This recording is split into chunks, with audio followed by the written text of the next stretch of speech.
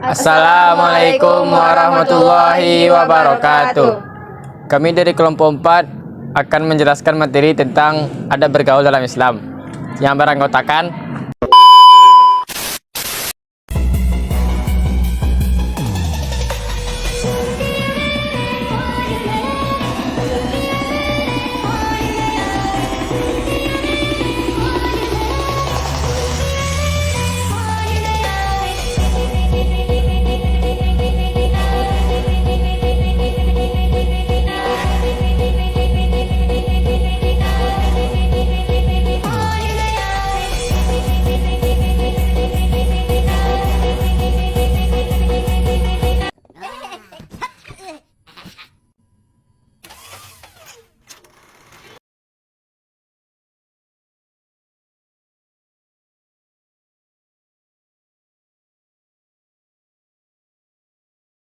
adab dengan teman sebaya. 1.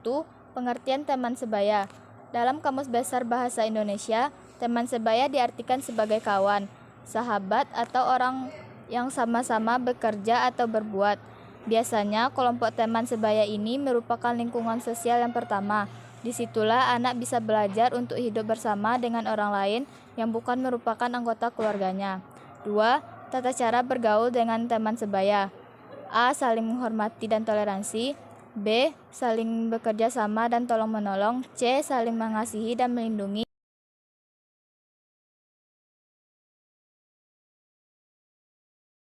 Tiga, larangan dalam pergaulan teman sebaya. Yang pertama, larangan permusuhan.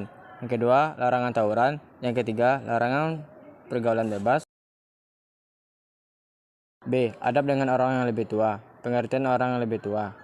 Salah satunya adalah ajaran kasih sayang terhadap orang yang lebih tua. Sebagaimana dijelaskan dalam Kamus Besar Bahasa Indonesia, orang lebih tua dipandang sebagai sosok yang berpengalaman, seperti pemimpin, kepala, atau penasihat. Pada umumnya, orang tua memiliki peran yang sangat penting dalam membesarkan anak-anak.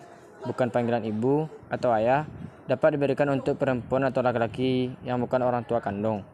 Dari seseorang yang melaksanakan peranan membesarkan anak-anak, orang tua merupakan setiap orang yang bertanggung jawab dalam suatu keluarga atau tugas rumah tangga, yang dalam kehidupan sehari-hari disebut sebagai bapak dan ibu. 2. Tata cara bergaul dengan orang yang lebih tua. Yang pertama, bersikap sopan. Yang kedua, berkata santun. Yang ketiga, menolak perintah berbuat mungkar. Yang keempat, menghormati dengan penuh kasih sayang. Yang kelima, memuliakan tokoh masyarakat. Yang keenam, mendahulukan orang yang lebih tua.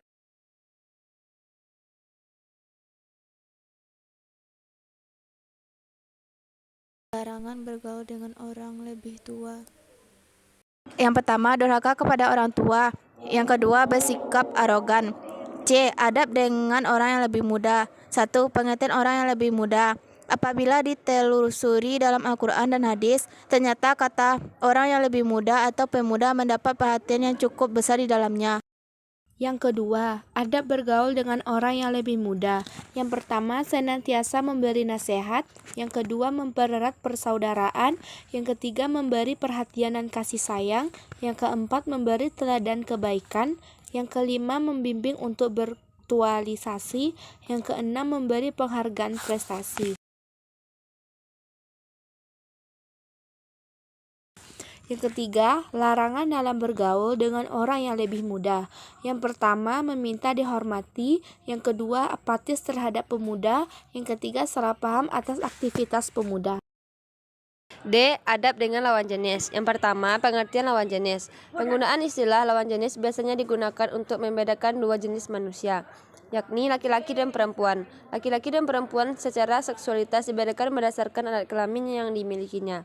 Laki-laki dan perempuan merupakan makhluk Allah yang telah diciptakan secara berpasang-pasangan, sehingga Allah Subhanahu wa ta'ala mengingatkan dalam Al-Quran sebagai berikut, yang artinya, wahai manusia, sungguh kami telah menciptakan kamu dari seorang laki-laki dan perempuan.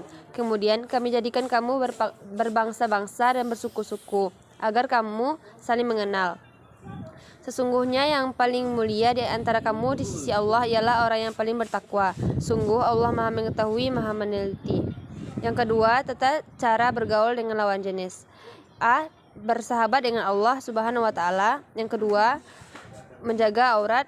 Yang ketiga, menjaga kemaluan. Yang keempat, menundukkan pandangan. Yang kelima, saling bertanggung jawab. Yang ketiga, larangan dalam bergaul dengan lawan jenis. Yang pertama, berada di tempat rahasia antara lawan jenis. Yang kedua, bergaul bebas antara lawan jenis. Yang ketiga, larangan berhias berlebihan. Kesimpulan, agama Islam menganjurkan kaum muslimin agar bergaul di antara kaum muslimin, baik bersifat pribadi maupun badan dalam bentuk kesatuan. Dengan bergaul, kita saling berhubungan dan menopang untuk saling melengkapi dalam memenuhi kebutuhan serta dapat mencapai sesuatu yang berguna untuk kemaslahatan bersama. Secara garis besar, pergaulan dapat dikelompokkan menjadi 4. Pertama, mereka yang umurnya lebih tua.